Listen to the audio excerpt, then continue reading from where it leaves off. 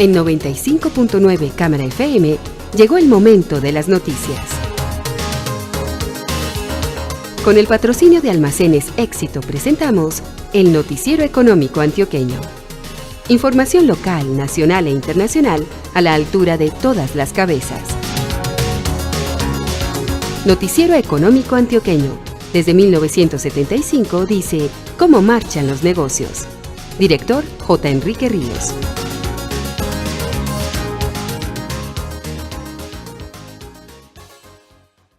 Muy buenos días, sea usted bienvenido. Hoy es domingo 14 de abril de 2019. Comienza la Semana Santa. Esta es la emisión 18.484 que ofrecemos en nombre de Almacenes Éxito.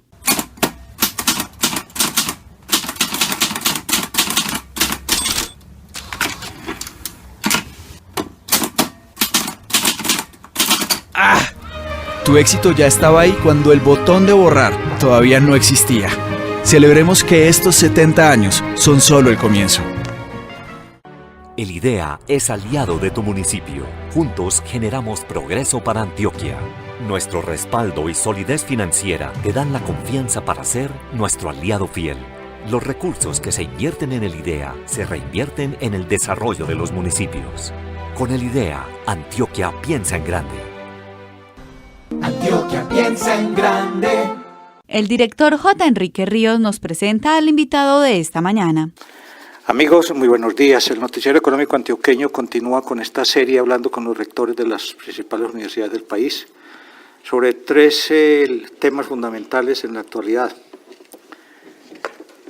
Hoy estamos con el rector de la Universidad Externado, doctor Juan Carlos Henao. Dice en su eslogan que es la educación para la libertad de cara al futuro.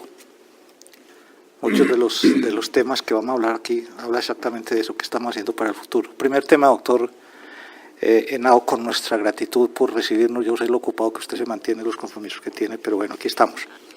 No, señor, yo le digo... La corrupción se apoderó, bueno, no solo del país, sino del mundo. Y desde ahora, y no es desde ahora, sino históricamente hemos estado desde la época de Adán y Eva. Pero el problema ahora, generado con la crisis de los 80s, en donde el narcotráfico llegó e impactó una juventud, yo llamo la juventud, los traquetos, que a su vez fueron dejando una herencia y que todavía vive esa herencia de los BACRIN, de los grupos y todas esas cosas. ¿Qué pasó con la ética y cómo se está enfrentando en esta universidad la enseñanza de esos principios para que los muchachos que salgan de aquí no entren en ese mundo? A ver, pues lo primero, Enrique, muchas gracias por este café que tengo la oportunidad de partir con usted. Pues mire, yo le diría que el problema de la ética es un problema muy grande, porque es un problema estructural. Esto no es un problema que va a competir, que compete solo a las universidades, porque en eso se mezcla mucho, yo creo, por un lado el aspecto familiar. Mire que los personas que trabajan en ciencias de la educación dicen que la ética y las posibilidades del desarrollo de los seres humanos se dan desde los primeros años. Y cuando usted en una familia tiene a unos padres corruptos o laxos, ¿cierto?, en términos éticos, pues eso va quedando en el disco duro desde la pequeña infancia. Yo le pongo un ejemplo que me impresionó del libro sobre corrupción que sacó el Externado el año pasado, que fueron 4 tomos espectaculares sobre este tema. Algo que a mí me llamaba la atención, una de las tantísimas estadísticas que tiene el libro y análisis, era que la ética es mucho más laxa, mucho más vulnerable en los entornos familiares que hacia afuera. Es decir, la gente acepta mucho más la corrupción con el papá, el hijo, el hermano, a aceptarla con un tercero. Y eso, fíjese usted, que está reflejando el primer problema para mí de la ética, es un problema familiar. Las estructuras familiares en este país, porque no, yo es cierto que todo el mundo desde siempre ha existido corrupción, pero los niveles de Colombia son escandalosos, que eso es otro punto para decir, pero el tema empieza en la familia. Es un problema de educación y entonces ahí usted tiene que articular la educación desde pregrado, bachillerato y posgrados y entidades universitarias. Si cualquiera trabaja solo no da lugar. Entonces, primer punto sería actividades de las alcaldías, de que son las encargadas de la educación desde una primera infancia para reforzar la ética, para reforzar que no se vale ser corrupto, que eso no tiene ninguna justificación por ningún lado, ni por necesidad, ni por amistad, por ningún lado eso tiene justificación. Pero ese reforzamiento uno no lo ve. Uno no ve como lo tratamos de hacer en algunas universidades. Yo todos los días hablo de eso aquí en la universidad. Siempre que hago un discurso, ojo con la corrupción, no se valen los atajos, no se vale darle 100.000 pesos a un policía, eso no se vale, eso es un problema que uno no necesita de un código penal para saber que está mal hecho lo que uno está haciendo cuando incurre en ese tipo de conductas. Entonces yo le diría que el problema ético es un problema muy grave, da fe los 4 tomos que sacamos de corrupción. Mire, es que Enrique, donde uno meta la nariz huele feo. Y esto no es un punto que digan que esos son los costeños, no, eso es lo mismo en la costa, en Boyacá, en Bogotá, en Medellín, en todo lado. Entonces, yo le diría para concluir y pasar a otro tema, es que se necesita una articulación y creo de un liderazgo de los gobiernos en ese sentido. Yo lo he dicho públicamente, el gobierno de Duque debería hacer con la corrupción lo que hizo Santos con la paz. Volverlo el primer tema. Esté de acuerdo o no la gente, no importa, pero volverlo todos los días, todos los días, porque la ética se tiene que enseñar a diario. Y la ética, me decía el maestro Nestroza, la ética no se enseña, sino que se practica. Entonces usted, con políticas públicas de prácticas de no corrupción, debería volverse eso el tema nacional. Eso es lo que yo he solicitado, pero no lo veo. Que sea el tema nacional, así como Santos se colocaba su palomita todos los días y así como Santos hablaba de la paz y de la paz que nos dejó de la paz a todos los colombianos, pues con todo... Nos dejó en guerra, ¿no? No creo que él haya sido el que... Intelectual sí, pero digamos, pero lo que le digo es, en términos concretos, yo creo que debe haber un compromiso mayúsculo, obsesivo de los políticos para efectos de hacer educación en los medios y en todo lado en contra de la corrupción.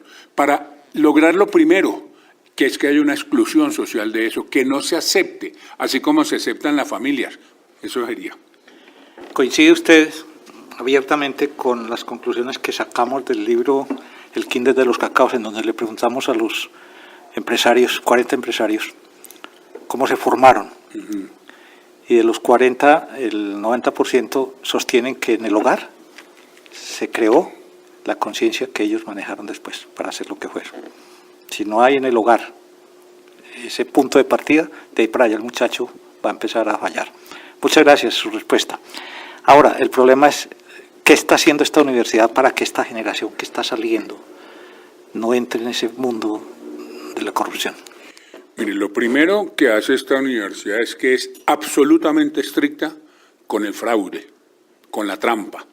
Somos la universidad, y no meten tutela, voy a decir que nos meten a cada rato tutela, pero desde que el estudiante llega acá se les dice que esta universidad, que es liberal en su filosofía, pluralista, multicultural, tolerante, de baños mixtos, que esta universidad tiene en lo único que no es tolerante, es en la corrupción.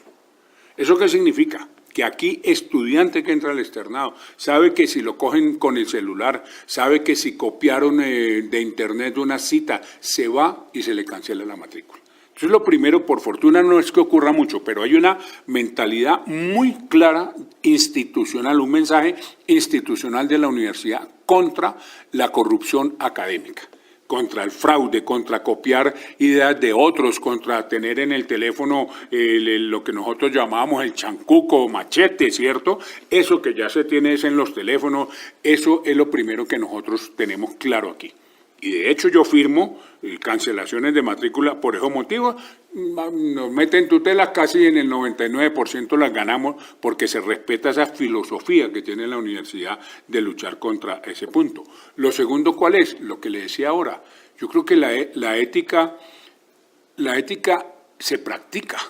Entonces, cuando uno es profesor, poder uno decir públicamente, como lo puedo yo decir por este medio, yo no he sido corrupto. Eso es algo muy bonito en la vida, porque a los que no hemos sido corruptos a uno le da susto, porque dije, ¿y qué tal que ahora me van a salir con quién sabe qué cosa? Hombre, no, habemos muchos colombianos, pero muchísimos. Yo diría, fíjese usted, que la gran mayoría de colombianos, yo soy de ascendencia paisa, la gran mayoría de colombianos tenemos unos hogares honorables, tenemos el campesinado colombiano, por favor, eso es de las cosas más hermosas que hay. Entonces, ahí es donde creo que cuando uno como educador practica y puede decir, esta universidad se maneja con probidad, aquí no se pierde un peso, aquí las cuentas están claras, todo este tipo de cosas que se pueden decir, eso alimenta la imagen institucional en contra de la corrupción. Y ahí es donde pienso que como rector uno, ese mensaje lo tiene que estar transmitiendo, porque si algo no puede hacer un académico, y menos un rector, es ser pesimista. Y ser pesimista es decir, uy, no, es que nos llevó el que nos trajo, porque con estos índices de corrupción que hay en Colombia, claro que los hay, y no se trata de tapar el sol con las manos, pero sí se trata de dar una esperanza y decir que habemos, y uno puede hablar gente que no hemos sido corruptas y que nos podrán decir locos, mal hablados, calvos, despeinados, lo que usted quiera, pero jamás nos podrán decir eso. Y eso es lo que hace, porque la ética también se enseña con la práctica del profesor. Muy bien. Pasemos al segundo tema. Diga nomás. Se sostiene con mucha deficiencia que persona, entidad, institución que no innove, que no renueve, que no se actualice, se queda. Viene el problema de la investigación, de la enseñanza y la investigación y de la innovación. ¿Qué han hecho ustedes aquí en el campo y hacia dónde van? No, hemos hecho muchísimo. Le voy a decir, la mayor inversión del presupuesto en los últimos 3, 4 años ha sido tecnología.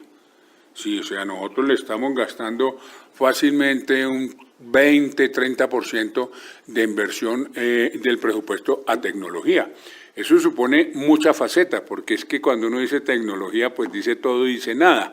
Pero supone, por ejemplo, empecemos, áreas como la biblioteca. Las bibliotecas hoy en día han cambiado mucho, porque no es que uno pueda despotricar de los libros y decir ya no más libros, tampoco, porque hay que tener los libros físicos que el estudiante, pero por ejemplo, bases de datos.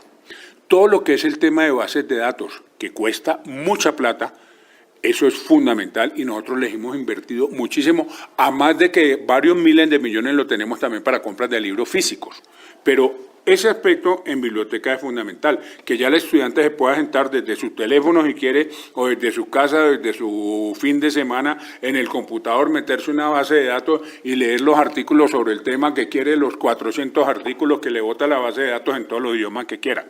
Eso, por ejemplo, es un aspecto muy importante. Pero otro aspecto muy importante es todo lo que tiene que ver con lo que llaman la educación virtual.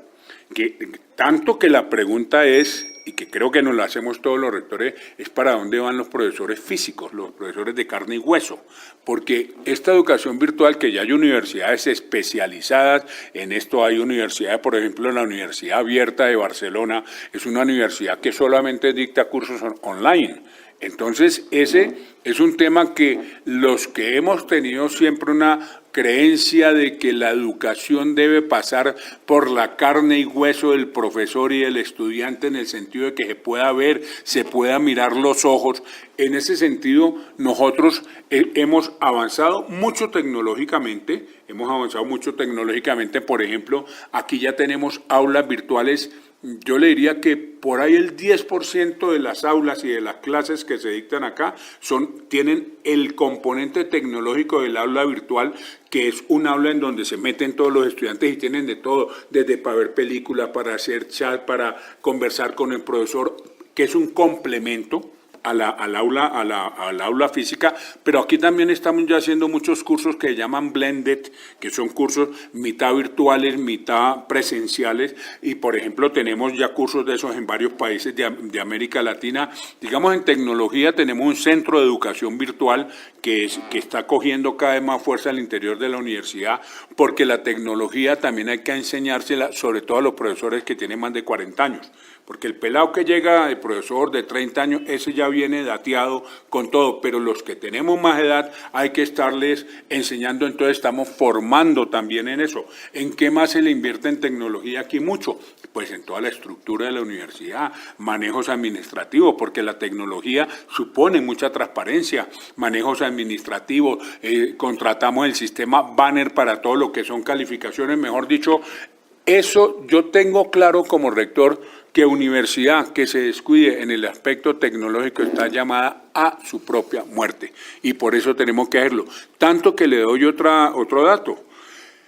Nosotros estamos, el libro que va a reemplazar, la colección que va a reemplazar la de corrupción que sacamos el año pasado, se va a llamar, esa colección se llama Así habla el externado, pero los nuevos libros van a ser sobre tecnología disruptiva, inteligencia artificial y sociedad.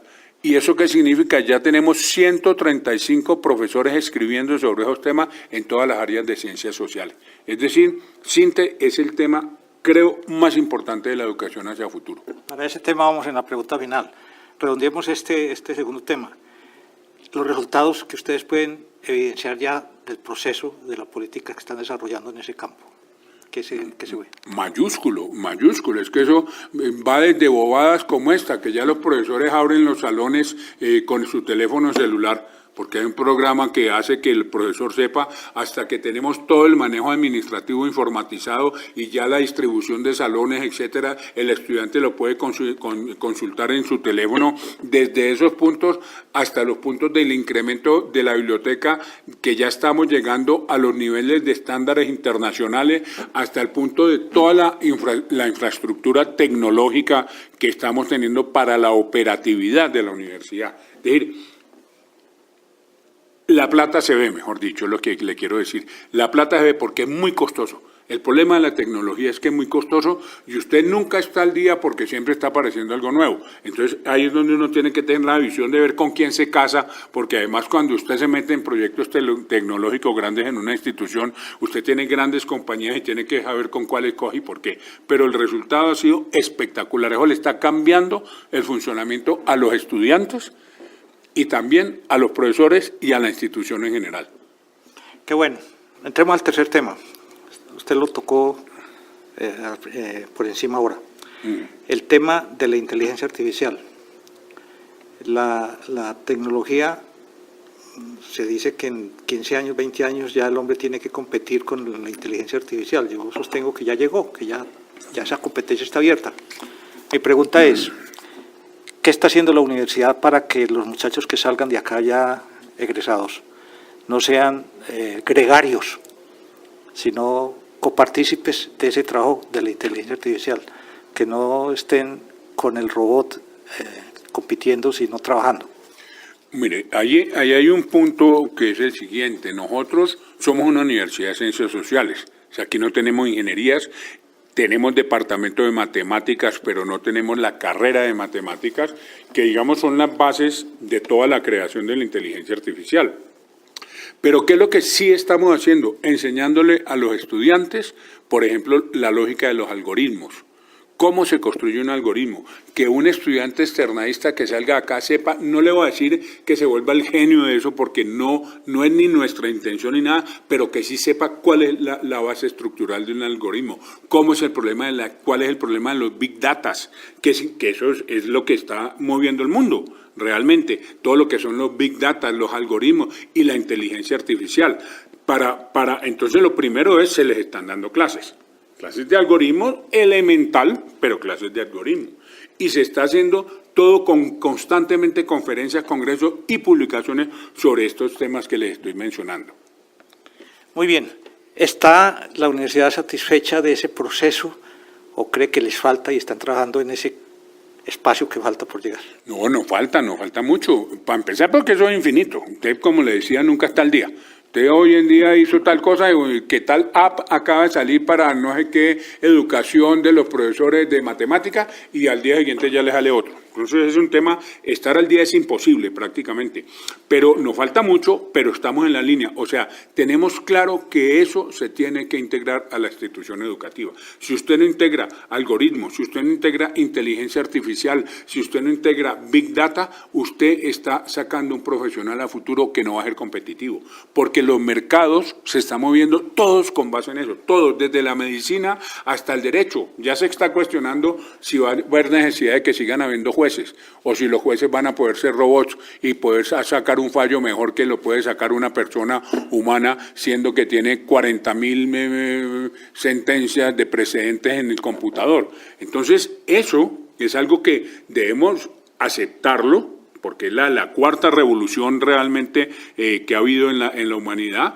y preparar a los estudiantes y humanizar la parte tecnológica, porque ese es el gran problema de todas estas tecnologías, que pueden ser poco humanas, poco amables con el ser humano, pero eso ya entraríamos a otro debate.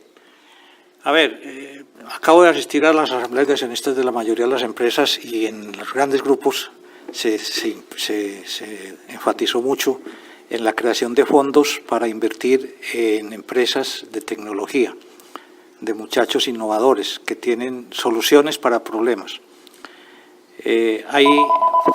Hay en este momento capacidad en el mercado para absorber, o se necesita gente que atienda las necesidades de ese mercado.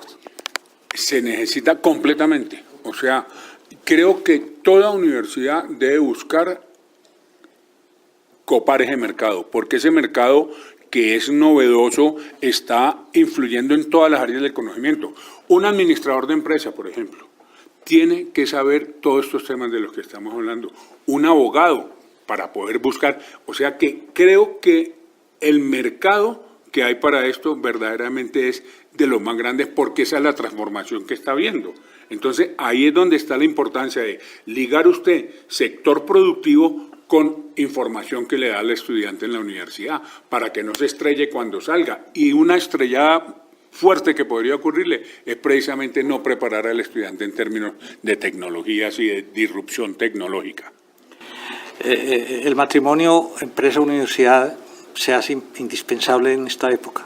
¿Cómo está el Externado de Colombia en la relación con las empresas? Digamos que nosotros estamos bien, pero no tenemos los niveles de desarrollo que, por ejemplo, tienen las empresas antioqueñas.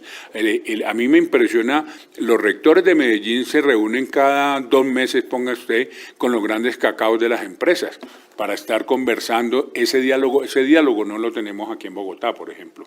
Y el Externado Colombia obviamente hace sus esfuerzos, pero son esfuerzos parciales. Sería muy interesante nosotros copiar el modelo paisa, porque ese modelo paisa está dando resultados. De hecho, Medellín es una de las ciudades que tiene mejor educación en el país universitaria.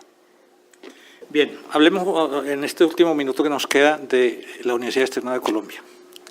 ¿Qué cifras son destacables en este momento de la universidad?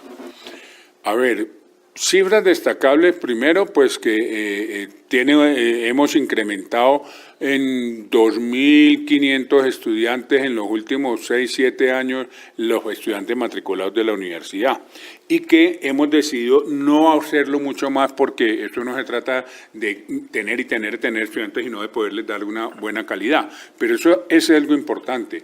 Importante para destacar en términos de investigación, y lo puedo decir públicamente, después de la Universidad Nacional, por razones obvias, el Externado es la segunda universidad que publica lo que llaman títulos nuevos, ¿sí?, por año. El año pasado sacamos 201 títulos nuevos, la Nacional sacó casi 400 y la que nos seguía a nosotros unos 140. O sea que en términos de investigación, de producción, muchos de ellos avalados por Colciencia. Eso es otro elemento importante de la universidad. Otro elemento que yo lo quiero mucho, es que esta universidad es la más barata de las de su nivel. Nosotros costamos este año, el promedio de matrícula en el externado está en 7.300.000 pesos. Las universidades de nuestro nivel, cuando hablo de nuestro nivel, después del nivel óptimo de la educación colombiana, están en 10.500.000, 11 millones, si no 18. Y eso a mí me da mucho placer. ¿Por qué? Porque es un gran esfuerzo de austeridad económica que nosotros hacemos para poder favorecer a clases medias bajas, que es un objetivo también del externado, permitir el acceso a la educación a la mayor cantidad de gente en términos económicos. Y usted sabe que cuando usted tiene un hijo, 3 millones de pesos al semestre es un mundo de plata. Y nosotros buscamos mucho mantener los excelentes estándares de infraestructura, de todo eso, pero con unos precios lo más asequibles posibles. Yo tuve 5 hijos y pagar 5 universidades fue complicado. Doctor Juan Carlos Henao.